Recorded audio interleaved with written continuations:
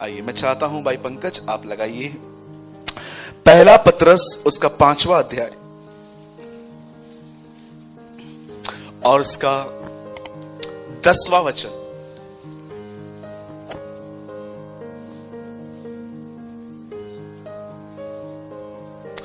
अब परमेश्वर, सब यहां देखिए, अब परमेश्वर जो सारे अनुग्रह का दाता है, दाता का मतलब समझते हैं, गिवर, जो देता है उसे दाता कहते हैं। अब परमेश्वर जो सारे अनुग्रह का दाता है, इट मीन्स जो एवरीथिंग, हर चीज जो प्रोवाइड करता है, जिसने तुम्हें मसीह में अपनी अनंत महिमा के लिए बुलाया, तुम्हारे थोड़ी देर तक दुख उठाने के बाद आप ही तुम्हें सिद्ध और स्थिर और बलवंत करेगा। मैं चाहता हूं प्रीचिंग बात में करेंगे, पहले इस वचन के लिए ताली बजाएं।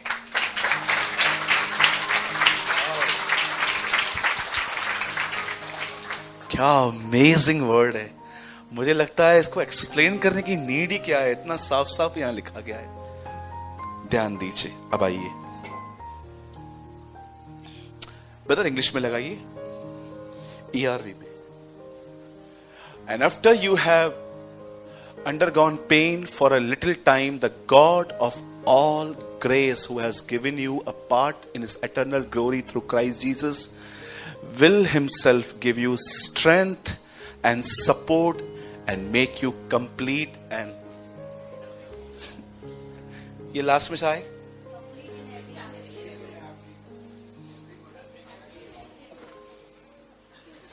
Every good. ओके, बाद में बना लो उसको। ओके, सब अब आइए यहां देखिए।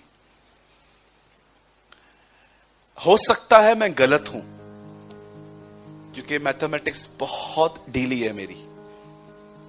मैं ट्यूशन लेके भी फेल हुआ हूं, लेकिन मैंने थोड़ी बाइबल की मैथमेटिक्स सीखी है।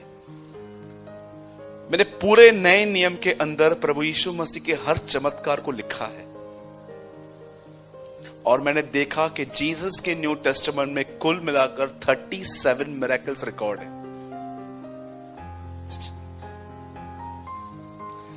चॉकलेट नहीं मिलेगा प्रदीप को। मैंने पूरे नए नियम में जो यीशु का पहला चमत्कार जो काना में हुआ, और लास्ट मिरेकल 153 मछलियां, मैंने एक से लेकर हर वो मिरेकल लास्ट 4 मंथ्स में पढ़ा। और मैंने देखा कि यीशु ने सबसे पहला चमत्कार किया, उसने पानी को दाखरस में बदला, और उसका अंतिम चमत्कार था कि उसने मछलियां पकड़ के दी। और बाइबल में लिखा गया है कि ये मछलियों की गिनती कितनी है। इन मछलियों की गिनती है 153। इन 37 मिरेकल्स को मैंने पढ़ा, जिसमें प्रभु यीशु मसीह ने बहुत सारे ऐसे काम किए जो एक्चुअली वो उसकी मिनिस्ट्री का एक यूनिक पार्ट था। मैंने कभी अपने लाइफ में नहीं सुना कोई पानी पे चला प्रभु के बाद। मैंने कभी नहीं सुना कि किसी ने तूफान को शांत किया हो। हाँ, मैंने बहुत बार तूफान को शांत करने की कोशिश की है, जब मैं घर से अम्ब्रेला लेके नहीं निकला और बारिश होना स्टार्ट हो गई। और हर बार जब मैंने बारिश को कहा यीशु के नाम से थम जा, मैंने देखा बारिश बढ़ गई। कभी आपके साथ ऐसा हुआ है कि आपने प्रार्थना की बारिश कम हो और प्रभु ने बढ़ा दी? ये मात्र संकेत है हमारे लिए कि नेक्स्ट टाइम अम्ब्रेला लेके निकल। ठीक है, हर बार ऐसा करेंगे तो अनाज महंगा हो जाएगा, बारिश नहीं पड़ेगी तो। आप जानते हो, एक ये था, सेकंड आप ये देखेंगे, उसके बाद आप और भी अमेजिंग वर्क देखोगे। आप सोचो, आप मुझे कहो कि मेरे को दिखता नहीं है और मैं थूकूं और वो लूं, आपको लगाऊं, आपको कैसा लगेगा? पीटर भाई, आपको चश्मा उतारना है क्या? मिलो लास्ट में आज। अमेजिंग। उसने देखा 2 लोगों को, उसने एक व्यक्ति को देखा, उसने देखा उसको आंखें नहीं है, कम थूका, मट्टी ली, मट्टी लगा दी, अब खोल, अरे दिख रहा है। तेरे को पता है मैंने तेरे को ऐसा क्यों चंगा किया? क्यों? मैं ही वो खुदा हूं जिसने उत्पत्ति में आदम को मट्टी से बनाया। I am the same God. हर चीज एक पहचान है परमेश्वर की। आप देखो, पानी को दाखरस में बदलता है और उसने लाजर को जिलाया। मैं जानता हूं, मैं कोई भी चमत्कार प्रचार करूं, आपको सब पता होंगे कि हाँ ये लिखा है बरोबर। बट यहां पर पतरस एक लेवल ऊपर जाता है और वो कहता है कि कितने लोग हैं जो इस तरह की जिंदगी जीना चाहते हैं। आपको पता है, ये जो जिंदगी है ना कंप्लीट, ये एक्चुअली जीसस की है। आपने यीशु को इतने चमत्कारों में देखा, पर आप में से कितने लोगों को उसमें उससे बढ़कर यह अच्छा लगता है कि पतरस कहता है गाली सुन के वो गाली नहीं देता था। मैंने देखा है, डांट सुनना थोड़ी आसान है, गाली सुनना बहुत कठिन है। आप किसी को भी गाली देके देखो, आप उसका चेहरा देखो। संसारी व्यक्ति होगा तो मैं आपको लिख के दे सकता हूं, तो वो तो आपको पढ़नी है, उधर आपको पढ़नी है। अगर आपने किसी को रास्कल वगैरह कुछ भी बोल दिया, पढ़नी है, क्योंकि आप उसके योग्य भी हो, है ना। आप डिजर्व करते हो। अगर आप किसी को गाली देते हो और वो आपको नहीं मारते तो एक्चुअली वो गलत है। लेकिन अगर आप किसी बिलीवर को भी गाली दो तो मुझे नहीं लगता है कि वो आपसे रिश्ता रखेगा, क्योंकि आजकल आपको पता है people are full of knowledge. उनके पास सिर्फ ज्ञान है, पवित्र आत्मा की भरपूरी दिखती नहीं है। अब मुझे बताइए, जब यीशु को उसके सामने किसी ने मैरी को या जोसेफ को गाली दी होगी, मां बहन पे, आप जानते हो उसके लिए क्या लिखा है? वो गाली सुन के गाली नहीं देता था। आप में से कितने लोगों ने ये देखा है कि कभी कभी अगर कोई आपका मजाक उड़ाता है, मजाक, तो आपको कैसे लगता है? समझो आप थोड़े मोटे होते ना कुछ लोग मोटे, और कोई आपको बार बार सीरियसली कोई आपको कहता है, आप कितना भी छुपाओ, कहां ना कहां चुपता है। कई बार आप देखो कि कुछ लोग ऐसे होते हैं, मैं आपको बताना चाहता हूं, प्रभु मुझे माफ करे, मैंने पुराने दिनों में ये किया है। कुछ लोगों की आंखें ऐसी होती हैं, एक्चुअली वो आपको ही देखते हैं, लेकिन आपको लगता है कि इनकी आंख किसी और को देखती है। जैसे हम यीशु ने कहा काना, कभी कभी आपने देखा है ऐसे लोगों का लोग मजाक उड़ाते। मैंने देखा है कई लोगों की आंखें स्ट्रेट नहीं होती हैं। वो देखते स्ट्रेट है, वो आपको ही देखते हैं, लेकिन आप उनको देखोगे ना, आपको ऐसा लगेगा ये एक आंख वहां दिख रही है, एक आंख वहां दिख रही है। मैंने देखा है ऐसे लोगों का भी लोग मजाक उड़ाते। पर कभी आपने देखा, जब यीशु लाजर को जिलाने जा रहा था, तब उसका चेला उसके विषय में कहता है, चलो मरने वालों के साथ हम भी मरने चलते हैं। क्या यीशु ने वहां रिएक्ट किया? क्या यार, तेरे को बात करने की तमीज है क्या यार? ऐसे कैसे बात कर रहा है तू? क्या यीशु ने कहा? गाली सुन के गाली नहीं देता, मजाक कोई उड़ाता है उसके ऊपर भी ये कुछ नहीं कहता। इवन मैं आपको बताऊं, शायद बहुत कम लोगों ने ये वचन पढ़ा है, उसका परिवार उसके लिए कहता था, इसका जो दिमाग है ना ठीक नहीं है। वहां पर दिमाग नहीं वर्ड यूज है, वहां पर वर्ड है चित्त। लिखा है उसका परिवार कहता था, इसका चित्त ठिकाने पर नहीं है, एक दिन घर से निकला है, वापस ही नहीं आ रहा। मुझे लगता है उन्होंने ऐसा किया होगा।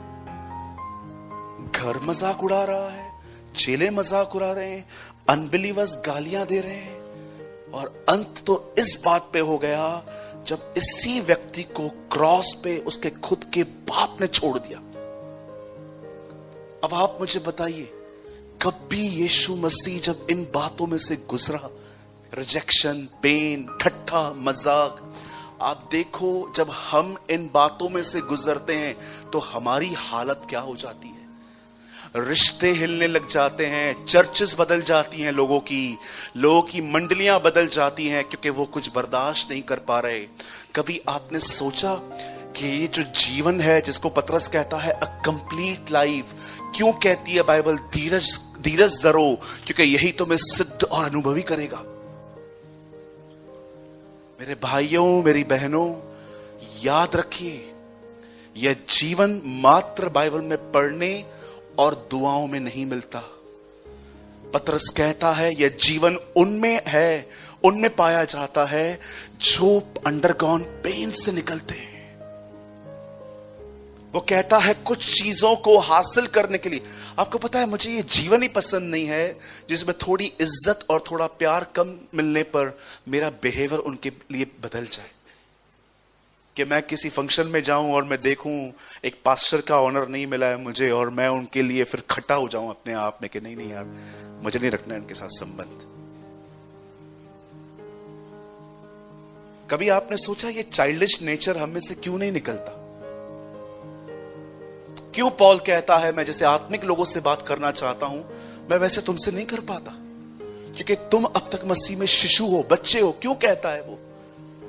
याद रखिए, and after you have, brother एक काम कीजिए, हिंदी लगाइए, एक्चुअली वो ज्यादा क्लियर है।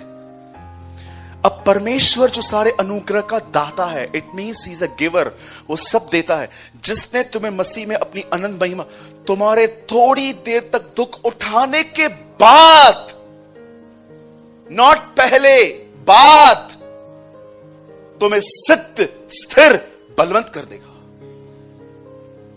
बहुत सारी चीजें सिर्फ दुआओं में नहीं मिलती। यस, दुआओं में ताकत मिल जाती है सहने की। आइए मैं आपको कुछ समझाना चाहता हूं आज।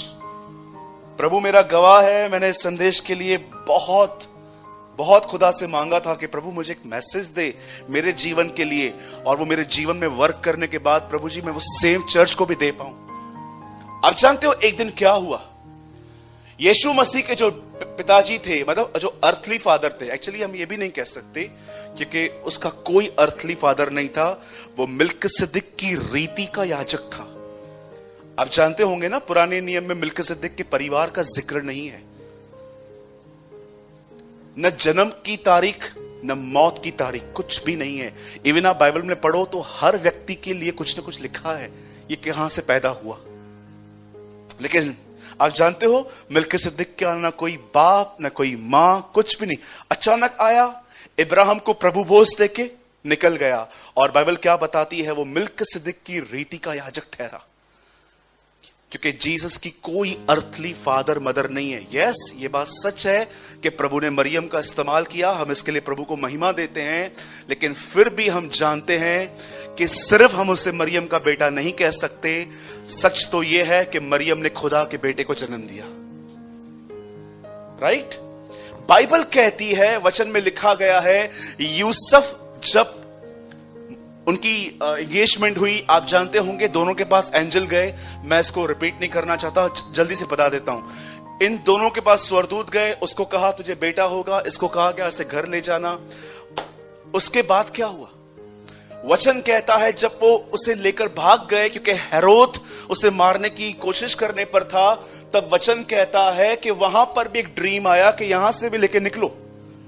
आपने देखा हर जगह पे उससे ड्रीम्स दिए गए। फिर एक ड्रीम आया, इसे उठा के अब तुम यहां चले जाओ। कितने लोग ये बात देख रहे हैं कि परमेश्वर यूसुफ की रक्षा हर बार ड्रीम्स के थ्रू करता रहा। स्वप्नदर्शी कहते हैं इन्हें बाइबल के अंदर, ऐसे लोग जो दर्शनों को देखें। इस परमेश्वर ने अपने दास को बचाने के लिए उसे दर्शन दिए और कहा यहां से ले मेरे बच्चे को, उठा, भाग, यहां से वहां, यहां से वहां। आपने देखा वो कैसे भाग रहे थे, यहां वहां यहां वहां। और फाइनली जब उन्हें पता चला कि हेरोद मर गया है, तब परमेश्वर ने कहा अब तू मेरे बेटे को नासरत में, बड़ी बात है ना, पैदा बैतलहम में हुआ लेकिन पाला पोसा नासरत में गया, और सेवकाई तो उसने पूरे इजराइल में की। अब मेरा सवाल है, ये एक स्वप्नदर्शी थे, इनको पता चला कि प्रभु ये कह रहा है, ये कह रहा है सपनों में। अब मैं आपसे एक सवाल पूछना चाहता हूं, जब इजराइल के लोग परमेश्वर की नजर में गुनहगार थे और प्रभु ने ठान लिया था कि वो इन्हें पनिशमेंट देगा, तब उन दिनों में भी एक व्यक्ति था जिसका नाम था दानियल, और बाइबल कहती है उसमें किसी प्रकार का दोष नहीं था। और जानते हो दानियल भी यूसुफ की तरह दर्शन देखता था। अब मैं आपसे एक सवाल पूछना चाहता हूं, जिस परमेश्वर ने सपनों के द्वारा यूसुफ को बचाया, उसी परमेश्वर ने दानियल को सपना क्यों नहीं दिया कि यहां से भाग जा, क्योंकि एक राजा इन सबको गुलामी में पकड़ने वाला है, तू भी यहां से निकल। मैं जब उस दिन वचन को पढ़ रहा था, मैंने कहा प्रभु, दानियल भी सपने और दर्शन देखता था, यूसुफ भी देखता था। आपने यूसुफ को भगाया एक जगह से दूसरी जगह पे क्योंकि कोई खतरे में, कोई खतरा आ रहा था, लेकिन आपने दानियल को क्यों नहीं बचाया? आप दानियल को कह सकते थे, सुन, फॉरेन लैंड में चला जा कुछ टाइम के लिए, कोई आने वाला है, ये सब जो तुम लोग का नगर है फूंका जाने वाला है, खत्म होने वाला है, तो यहां से भाग जा। क्यों परमेश्वर चाहता था कि वो व्यक्ति जो किसी प्रकार से दंड के योग्य नहीं है, वो भी इनके साथ जाए? जानते हैं क्यों? क्यों परमेश्वर ने चाहा कि दानियल भी उन लोगों में जाए जो गुनहगार हैं? मेरे भाइयों, मेरी बहनों, इस बात को सदैव याद रखें। अगर आप परमेश्वर की मर्जी में जिंदगी जीवन बिताने वाले व्यक्ति हो, सदैव याद रखें, प्रभु आपको कहां भी ले जाए, प्रभु आपको कहां भी रखे, देयर इज अ पर्पस। वो कभी आपके इस अर्थली लाइफ को इस तरह वेस्ट नहीं कर सकता कि आप बगोड़ों की तरह यहां वहां फिरो। मैं आपको फिर से कहना चाहता हूं, अगर आप एक ऐसे व्यक्ति हैं जो परमेश्वर की मर्जी में जिंदगी जीते हैं, प्रभु के साथ चलना आपका लक्ष्य है, आप प्रभु से प्रेम करने वाले व्यक्ति हैं, आप बिलीव करो, परमेश्वर आपके जीवन में जो कुछ भी होने दे, परमेश्वर का उसके ऊपर कोई पर्पस है। देयर इज अ पर्पस जो अब समझ में नहीं आएगा, कुछ समय होगा। वह परमेश्वर जो यूसुफ का भी परमेश्वर है, दानियल का भी परमेश्वर है, वो देख रहा है कि यूसुफ और यीशु पर एक परीक्षा आने वाली है, वो इन्हें दर्शन देकर कहता है यहां से भागो। लेकिन वही खुदा जब देख रहा है कि दानियल के ऊपर भी परीक्षा आ रही है, वो उसे कोई दर्शन नहीं देता। वो चाहता है कि ये उस माहौल में पहुंचे जहां पर उसको सफर करना पड़े। आप जानते हो, जब वो वहां पर पहुंचा, दानियल जब वहां पर पहुंचा, तो परमेश्वर ने वहां पर उसके लिए क्या रखा था? परमेश्वर जानता था ये जो व्यक्ति है, यही व्यक्ति इन लोगों के लिए वहां पर दुआएं करेगा और ये लोग आजाद होंगे। परमेश्वर जानता था कि दानियल ही है जो इनके लिए दुआएं कर करके इनको यहां से निकाल ले आएगा। आप जानते हो, परमेश्वर कई बार आपकी जिंदगी में आपको ऐसे लोगों के बीच में क्यों रखता है, या ऐसी सिचुएशंस में क्यों रखता है जिसमें आप बिल्कुल ऐसे कंफर्ट फील नहीं करते। उसका रीजन जानते क्या है? ताकि जीवन सिद्ध, स्थिर और बलवंत हो। अदरवाइज मैं आपको सच कहता हूं, आपकी जिंदगी में यह साइकिल कभी खत्म ही नहीं होगी कि आप हर व्यक्ति के प्रति अच्छे होते हो, पहले दोस्ती कर लेते हो, करीब चले जाते हो, पर मात्र आपका रिश्ता 6 और 8 महीने का होता है, आपका संबंध किसी से भी ठीक नहीं रहेगा। आप जानते हो ना, एक चाइल्डिश नेचर है ये कि आप किसके करीब जा रहे हो जबकि आपके अंदर उसके गलतियों को सहने की ताकत नहीं है। आप सोचिए, अगर आप किसी नए नए लोगों के साथ दोस्ती करना, नए कपड़े पहनना, नई नई चीजों के प्रति हर एक को एक्साइटमेंट होती है। आप कभी कभी देखिए, आपके पूरे वार्डरोब्स भरे रहते हैं कपड़ों से, लेकिन फिर भी आपको लगता है कि मुझे और लेना है, और लेना है, और लेना है। नई चीजों के प्रति हर एक को रहता है। पर मैं आपसे पूछना चाहता हूं, यहां पर जितने भी लोग बैठे हैं, कहीं ऐसा तो नहीं है कि आपके जो संबंध हैं लोगों के साथ, नए नए जब शुरू होते हैं, वो कैसे शुरू होते हैं? घर की चीजें तक हम दे देते हैं, अरे ले जाओ, सब आपका है। सब ले जाओ, कपड़े तक देते हैं पहनने के लिए। कपड़े, मैंने देखा है कुछ लोग अपने कपड़े तक देते हैं, अरे पहनना, वापस करना। और जब कपड़े वापस नहीं आते और दूसरे मांगे, पहले वाला किधर है? वो तो जल गया, तू भी जल जा।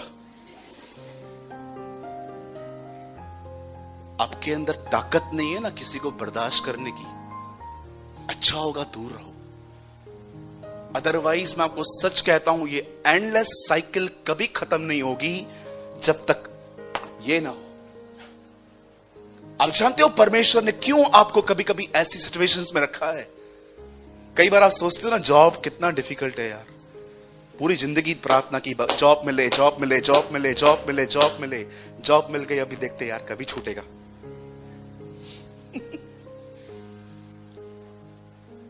मेरी एक बहन है, हमारे चर्च में आती है, उसने कई साल तक दुआएं की थी कि मैं बच्चा मिले, और जब प्रभु ने उसे बच्चा दिया तो आज बोलती है ऐसा नहीं मांगा था। ये क्या है भाई? आज वो अपने बच्चे को मेरे सामने ऐसे बोलती है, भैया बच्चा मांगा था, ऐसा नहीं मांगा था, ये बाप से पहले जन्मा है। ऐसे से पता नहीं क्या क्या बोलती है। बोलती है पता नहीं इतना तंग करता है ब्रदर, आपको क्या बताऊं। मैं बोला बहन, सिद्ध स्थिर बलवंत।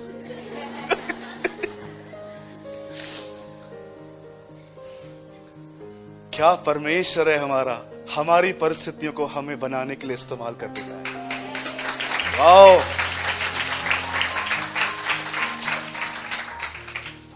चलो, कितने लोग को मैं पसंद हूं इस तरह?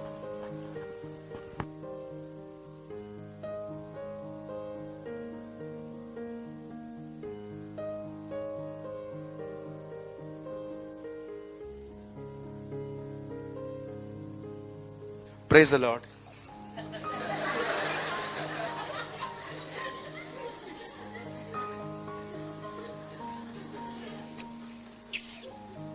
जय मसीह की।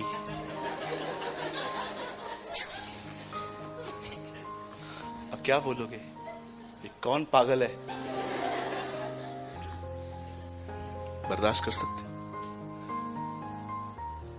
नहीं कर सकते ना। बहुत सारे लोग भीतर से ऐसे, कद बड़ा है। आइए मैं आपको एक अमेजिंग वर्ड दिखाता हूं। मुझे लगता है ये मेरे प्लान में नहीं था आज, but this is God's word for you. ऐसा समझो ये रहमा है आपके लिए आज। प्लीज सिर्फ यहां देखिए, पंकज, ल्यूक 2, यहां देखिए सब। फिर से कहता हूं, वहां देखिए, ध्यान मत भटकने दीजिए। 2 अध्याय जल्दी लगाइए उसका, 2 का, लूका का 2 का 52। सब यहां देखिए, बाइबल बाद में खोलिएगा, यहां देखिए। और यीशु बुद्धि और डील डोल में और परमेश्वर और मनुष्य के अनुग्रह में बढ़ता गया। आप में से कितने लोग इस अद्भुत वचन को देख पा रहे हैं? बॉडी के साथ जीसस की विजडम भी ग्रो हुई थी। यीशु मसीह उनमें नहीं था जिसका बदन चौड़ा और लंबा हो रहा था। जब वो बढ़ रहा था, लिखा है वो विजडम भी बढ़ रही थी। वो जानता था बच्चों से, बड़ों से, बुजुर्गों से, और कैसे लोगों से कैसे व्यवहार करना है। And Jesus was increasing in a wisdom and in years and in God's grace before God and man. मनुष्य के अनुग्रह में बढ़ता गया। बाइबल बताती है वो सिर्फ उन बातों में नहीं बढ़ा कि बस नोज बड़ा हो रहा है, बाल बड़े हो रहे हैं। आप जानते होंगे बचपन में जब छोटे बच्चे हम पैदा होते हैं, आपने देखा होगा कि अब छोटा बच्चा जो 1 दिन 2 दिन का है, आप उसे हाथ में उठाइए, आप महसूस करोगे कि बदन को पकना बाकी है। आप देखो, मैंने एक दिन छोटे बच्चे का नाक पकड़ा था, 3 घंटा रोया। उसकी मां ने मुझे बहुत डांटा, आपने उसको रुलाया। मैंने कहा अभी क्या, अभी तो रो रहा है, अभी क्या कर सकते। ये ना छोटा बच्चा होता है, कैसे वो पकता है आहिस्ते आहिस्ते। आप देखिए उसके पैर कैसे होते, कितने छोटे छोटे होते। आपको पता है मैं छोटे बच्चे को उठा ही नहीं पाता, मुझे बहुत डर लगता है कि हाथ से छूट ना जाए, और ये सब मेरे पर। कई बार मैं लोगों को उठा के ब्लेस करके उनको वापस दे देता हूं। मैं तो ले बाबा, तेरा लाल काला पीला जो भी है रख ले। हाँ, उस दिन आकाश की गुड़िया भी आई थी, मेरे गोद पे बैठी थी, पर मुझे बड़ा डर लग रहा था। मैं बार बार उनको देख रहा था, मांग क्यों नहीं रहे लोग। हाँ, द बाइबल सेज, और यीशु बुद्धि, इट मींस जब जीसस ग्रो कर रहा था। आप सोचो 12 साल की उम्र में उसके पास वो था जो हम सब के पास मिलके भी नहीं होगा। क्या वो इंक्रीज कर रहा था। ऐसे ऐसे सवाल उनसे पूछता था। लोग पूछते थे यार ये है किसका बेटा, वो सोचते थे ये परमेश्वर का वचन जानता है। अरे वो खुद परमेश्वर का वचन है। He is the word of God. उन्हें लगता था ये वचन जानता है। अरे वचन नहीं जानता, तुम्हारा बाप है वो। है ना? चेले पूछते होंगे ना एक दूसरे से, अरे यार ये कौन है जो तूफान भी इसकी बात मानता है? तुम्हारा पिताजी है। यस, दानियल उस गुलामी में चला गया और आपने देखा एक ही बाइबल में व्यक्ति है जिसका कोई सिन मेंशन नहीं है, दानियल। इवन कुछ लोग कहते हैं आप गलत हो, यूसुफ के लिए है, उसका कोई पाप मेंशन नहीं है। आगे देखिए, मैं आपको बताता हूं उसकी गलती। लिखा है वो अपने भाइयों का बुरा समाचार अपने पिता को देता था, उसकी भी गलतियां मेंशन हैं। वो चुगली मारता था, ऐसे देखता था दूरबीन लेके क्या कर रहे हैं, और पिताजी के पास लेके जाता था, पप्पा कैसों को पैदा किया है, कितना कुछ करते हैं, तुझे पता नहीं है, ये है वो है। आपको पता है उससे इसीलिए जलते थे वो, क्योंकि उनको पता था ये चुगलखोर है, ये चुगलियां मारता है। और सदैव याद रखना, चुगली मारने वाले दानियल के शेर की मान में थे सब, है ना? परमेश्वर कितना दयालु है ना इन दिनों में। मैं उस दिन एक वचन पढ़ रहा था भाई, उसमें लिखा था जैसे हनन्याह और सफीरा आए, जैसे वो एंटर हुए, उनसे एक सवाल पूछा गया, तुमने ये भूमि जो है सेम में बेची थी, सेम दाम में? बोला हाँ। ठक, आज अभिषेक में गिरते हैं लोग, वो ऐसे ही गिर गए। फिर दूसरा आया, उससे भी सेम सवाल पूछा, सच है क्या ये? हाँ सच है। अरे तू भी झूठ बोल रहा है। ठक। चर्च में डेथ। जरा सोचो अगर आज वो सिस्टम आज भी लागू हो जाए, जैसे अंदर आए लोग, ठक ठक, 60-70% लोग तो इधर ही मर जाएंगे, एम्बुलेंस खड़ी करनी पड़ेगी बाहर, भाई आजा ले जा। क्या दयालु है हमारा परमेश्वर। बेचारा नम्र हो गया, और नम्र हो गया कि छोड़ दे यार, रहने दे, कोई बचेगा ही नहीं इनमें से, क्योंकि हनन्याह और सफीरा तो भरे पड़े हैं आजकल चर्चेस के अंदर, राइट? अब एक आखिरी बात बोल के मैं संदेश को खत्म कर रहा हूं। सुनिए, जब परमेश्वर दानियल को वहां ले गया, आप जानते हो सिर्फ वो उसे इसलिए ले गया क्योंकि परमेश्वर को वहां पर एक व्यक्ति चाहिए था जो उनके लिए प्रेयर करे, और उसने हर दिन 3 बार उनके लिए दुआएं की। आप जानते हो एक यहूदी सदैव जानता है कि उसको यरूशलेम की शांति के लिए दुआ करनी है, और वो हर बार वहां पर खड़े होके उस दीवार, उस विंडो के सामने खड़े होके यरूशलेम के लिए दुआ करता था कि खुदा, मैं फॉरेन लैंड में हूं, मैं एक फॉरेनर हूं यहां पर मेरा नगर तो वो है। और वो हमेशा उसके लिए प्रार्थना करता था। और आप जानते हो एक टाइम ऐसा आया जब वो मर गया, और उसके मरने के बाद एक नया किंग आया, दारा। एंड द बाइबल से दारा ने उन दिनों में एक नया फतवा जारी किया, यहूदियों को रिहा करो और वो अपने नगर को लौट जाए। आप में से कितने लोग ये बात जानते हैं? दानियल मर गया, दुआएं जिंदा थी। मैं आप में से हर एक को कहना चाहता हूं, आज से बहुत साल पहले परमेश्वर के एक जन ने, पता नहीं मैं किसके लिए कह रहा हूं, पर मैं जानता हूं खुदा मेरे मन में डाल रहा है ये बात तो कोई है। आज से बहुत साल पहले एक व्यक्ति ने अपने संगति में रहने वाले एक लड़के से कहा, प्रभु मुझे कह रहा है तू चाइना जा। आप जानते होंगे ना, चाइना में क्रिश्चियनिटी बैंड है, दे वर्शिप like a सूर्य देवता, किसको वो मानते हैं। अब इस बंदे को उसके सीनियर ने कहा, प्रभु मुझे कहता है तू चाइना जा। चला गया। 2 साल तक वहां उसने काम किया, कोई रिजल्ट नहीं आई। तब उसने अपने सीनियर को पत्र लिखा, उन दिनों में मेल वगैरह कुछ नहीं होते थे। उस पत्र में उसने लिखा, सर मैं वापस आ रहा हूं, जो काम आपने मुझे सौंपा था वो काम नहीं हो रहा, यहां पर कोई प्रभु के बारे में सुनना नहीं चाहता। आप जानते हो जब उसको वो लेटर मिला, उस लेटर का उसने आंसर क्या किया? मात्र 2 शब्द, ड्राई टीयर्स, आंसुओं का उपयोग कर। जानते हैं जब जिंदगी कई बार ऐसी जगहों पे ले जाए ना आपको जहां कुछ समझ में नहीं आए, बहन भाई, ड्राई टीयर्स, अपना दुख उसे बताओ। परमेश्वर आपके आंसुओं की बड़ी कदर करता है। एक दिन आप जब स्वर्ग में उससे मिलोगे ना, वो आपको एक कुप्पी देगा जो पानी से भरी हुई होगी, और आप उससे पूछोगे प्रभु ये क्या, ये यर्दन का पानी है क्या? तो आपको कहेगा ये तेरे आंसू हैं, मैंने एक एक बूंद संभाली है। वह धर्मियों की आंखों के आंसुओं को अपनी कुप्पियों में संभालता है, मैसेज ट्रांसलेशन कहता है। मेरे भाइयों मेरी बहनों, परमेश्वर ने जैसे दानियल को एक पर्पस के लिए वहां रखा, वैसे ही याद रखें, अगर परमेश्वर ने आपको किसी सिचुएशन में रखा है, वो आपको एक ऐसा जीवन देना चाहता है। पंकज पहले वाला वर्ड लगाइए, वो आपको क्यों उसने आपको वहां रखा जहां difficult boss, difficult family, difficult हालात हो, ताकि आपके अंदर सेम पतरस, ताकि आपके अंदर उस तरह का जीवन हो जो सिर्फ और सिर्फ हमारे प्रभु यीशु मसीह में था। पहला पतरस 5, वही सेम वचन लगाइए ब्रदर।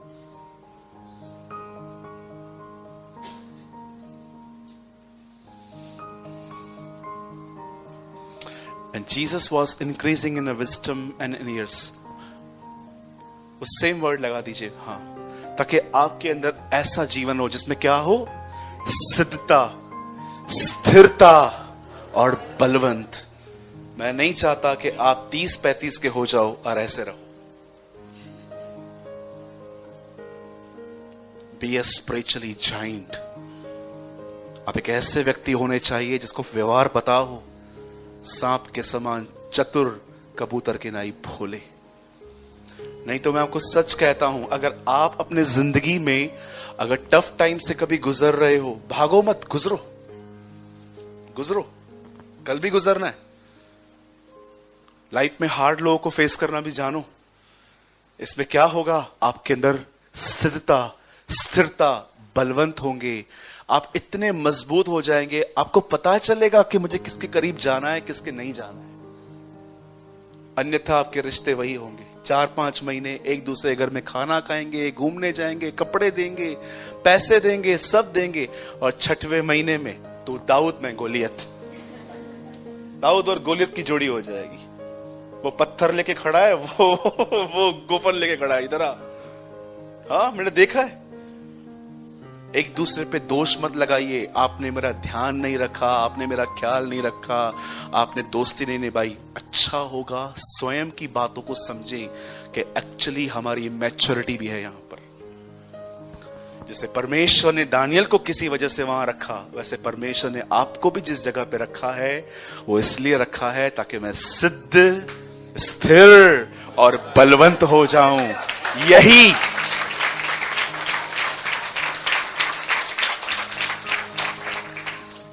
और बंद करने से पहले वन लास्ट थिंग, आप जानते हैं ये है क्या? ये हमारे प्रभु का जीवन है। This is the life of our Lord. ये हमारे प्रभु की जिंदगी है।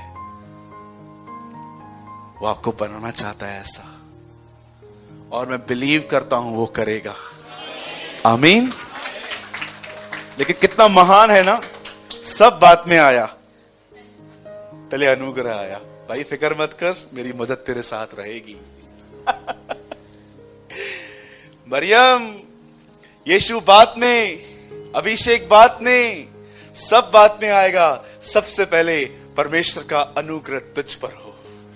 हमारा प्रभु इतना महान है कि आपको जिम्मेदारी बात में सौंपता है, सबसे पहले वो आपको जिम्मेदारी की ताकत देता है। He is our God। वो आपको पहले प्रोविजन देता है। हे मरियम, परमेश्वर का अनुग्रह तुझ पर होगा। ये कैसे हो सकता है? तुझसे बेटा पैदा होगा, उसका नाम यीशु रखना, वो कुंवारी वगैरह वगैरह। अरे सब बात में first he will give you the grace. और ग्रेस क्या है? परमेश्वर की मदद। बोलो यीशु मसीह की। कितने लोगों ने कुछ समझा? बोलो परमेश्वर मुझे मजबूत करेगा, परमेश्वर मुझे स्थिर, सिद्ध और बलवंत करेगा। कहिए परमेश्वर मुझे और मेरे परिवार को सिद्ध, स्थिर और बलवंत करेगा। वाओ! और मैं जीवन का सामना वैसे ही करूंगा जैसे यीशु करता था। यस, आमीन।